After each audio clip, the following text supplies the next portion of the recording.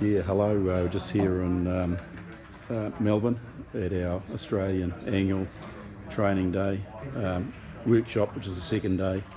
We had twice as many in here yesterday for the presentation day covering the entire tool, and these are the diehards that wanted to implement what they learnt yesterday. And as you see there, David Lawrence is standing. He's going around helping individuals with all of their setup and progressing to using Impower fully.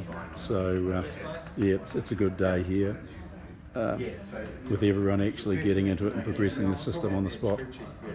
As you may appreciate, this is Impower, they're all looking at their own businesses data and system using internet access, because Impower is a cloud product.